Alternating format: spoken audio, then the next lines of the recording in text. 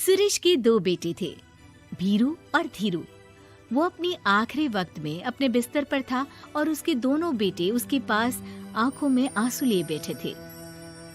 पिताजी, आप चिंता मत कीजिए, मैं और धीरू है ना, हम आपको कुछ नहीं होने देंगे। हाँ पिताजी, आप बस आराम कीजिए, डॉक्टर अभी आता ही होगा। मेरे बच्चों, मेरा अंतिम समय आ गया है। तुम दोनों मेरी बात ध्यान से सुनो। मैंने वकील से कहकर अपनी जायदाद तुम दोनों में आधी आधी बांट दी है। मेरे जाने के बाद तुम दोनों मिलकर रहना, एक दूसरे के सुख दुख में साथ देना। तुम्हारी माँ की भी यही इच्छा थी। जी पिताजी, आप जैसा कहेंगे हम वैसा ही करेंगे। जी पिताजी, आप जैसा कहेंगे हम वैसा ही करेंगे। और सुरेश उन्हें छोड़कर चला जाता है। अरे धीरू भाई, मैं तुझसे कहना चाहता था कि मुझे व्यापार बढ़ाने के लिए कुछ रुपयों की जरूरत है। अब पिताजी के जाने के बाद हम दोनों ही एक दूसरे का सहारा है। पिता के जाने के कुछ दिनों के बाद दोनों भाइयों की जिंदगी धीरे धीरे सामान्य हो जाती है। दोनों भाई अब अपना अपना व्यापार संभाल लेते हैं। दोनों एक ही घर में तो रहते हैं, लेकिन अब उनके रिश्ते में पहले जैसी बात नहीं रहती। भीरू शुरू से ही लालची था, इसलिए सुरेश ने पहले ही उन दोनों में प्रॉपर्टी का हिस्सा बांटकर लड़ाई की गुंजाइश खत्म कर दी थी। लेकिन पिताजी के जाने के बाद भीरू का लालच बढ़ने लगा। हाँ हाँ भैया, आप बताइए कि मैं आपकी किस तरह से मदद कर सकता हूँ। मुझसे जो बन पड़ेगा मैं करूँगा। अच्छा तो भाई, तू ना मुझे अपनी गाय दे दे। वैसे भी तू पढ़ा लिखा मॉडर्न लड़का है, भला तू गाय का करेगा क्या? लेकिन इससे मेरी ना बहुत मदद हो जाएगी। ठीक है भैया, आखिर भाई ही तो भाई के काम आता है। आप ले लीजिए मेरी गाय और उसे बेचकर आप उन रुपयों को अपने व्यापार में लगा लेना।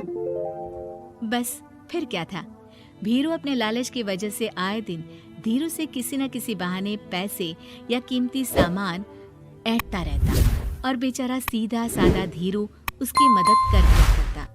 इसी तरह 2 साल बीत जाते हैं और दोनों भाई शादी कर लेते हैं। शादी होने के साथ ही अपनी बीवी के कहने पर भीरू अपना हिस्सा अलग कर लेता है। अब दोनों भाई अलग अलग रहने लगते हैं। अरे साधना, ये देखो, मैंने आज ही एक बड़ी डील साइन की है। ये शहर का सबसे बड़ी फैक्ट्री का मालिक है। इसके साथ व्यापार करके मेरे व्यापार में दिन दुनी रात चौगुनी तरक्की होगी। लेकिन इसकी बस एक ही शर्त है, अगर इसे हर हफ्ते सामान की पेमेंट नहीं दूंगा तो मुझे इसे जुर्माने के तौर पर बहुत बड़ी रकम देनी होगी।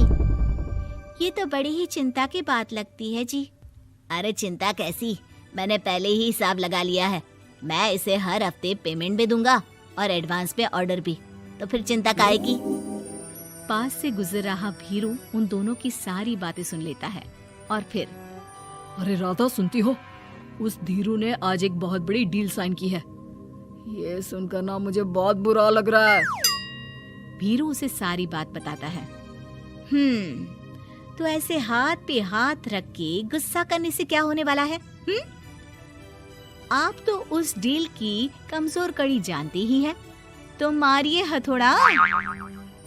अगले दिन धीरू के घर में चोरी होती है और उसमें उसके वो रुपए भी चले जाते हैं जो धीरू डील के मुताबिक क्लाइंट को देने वाला था। फिर शर्त के हिसाब से धीरू को जुर्माने की रकम देने के लिए अपना घर गिरवी रखना पड़ता है और उसका व्यापार भी बंद हो जाता है। सुनिए जी, आप दिल छोटा मत कीजिए। आप कोई ऐसा बिजनेस कीजिए जिसे आप जल्दी से जमा सके और कम पैसों से भी शुरू कर सके। आप फल सब्जियों का व्यापार शुरू कीजिए। तुम ठीक कहती हो, मैं कल से ही मंडी जाकर सब जानकारी लेकर आता हूँ। उधर भीरू और राधा धीरू की बर्बादी की खुशियां मनाने में लग जाते हैं और इधर धीरू खूब मेहनत करके फिर से अपनी आर्थिक हालात पटरी पर ले आता है। लेकिन फिर एक दिन,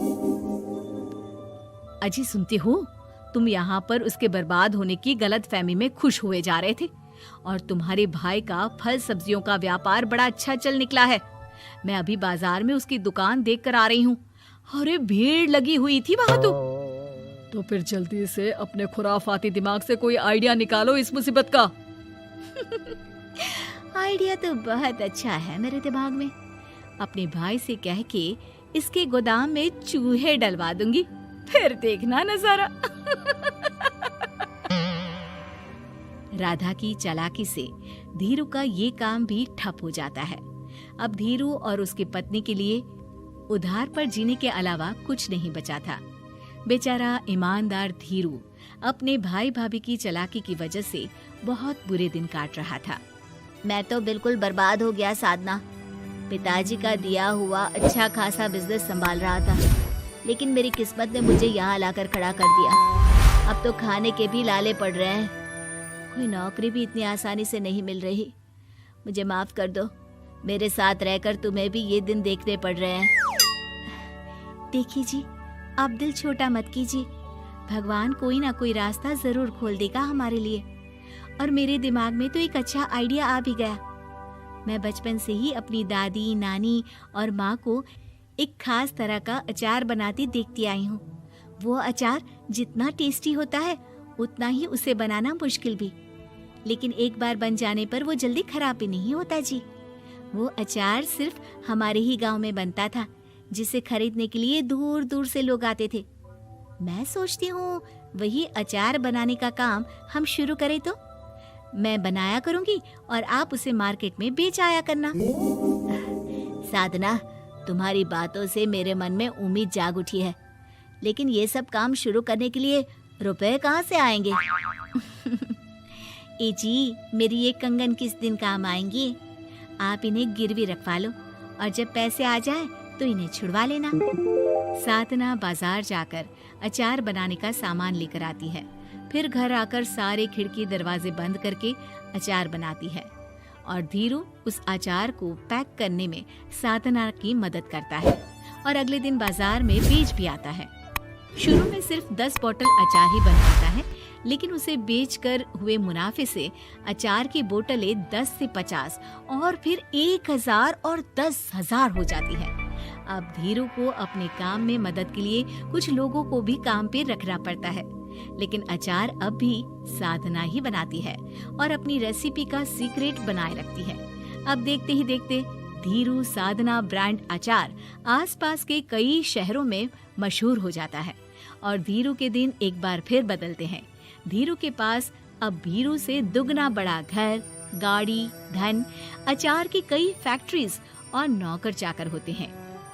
धीरू की इतनी तरक्की देखकर भीरू और राधा बुरी तरह से जल भुन जाते हैं, लेकिन अब उनके खिलाफ उनकी कोई चाल कामयाब नहीं होती। सुनिए जी, मैं ना कहती थी कि आप हिम्मत रखिए, एक दिन भगवान हमारे रास्ते जरूर खोल देगा। और देखिए जी, आज हम कहाँ से कहाँ आ गए। ये सब तुम्हारे फौलाद जैसे मजबूत मन की वजह से हो पाया है साधना, वरना एक समय मैं तो हिम्मत ही हार चुका था। तुमने न सिर्फ मेरा हौसला बढ़ाया, बल्कि बिजनेस में मेरा साथ भी दिया।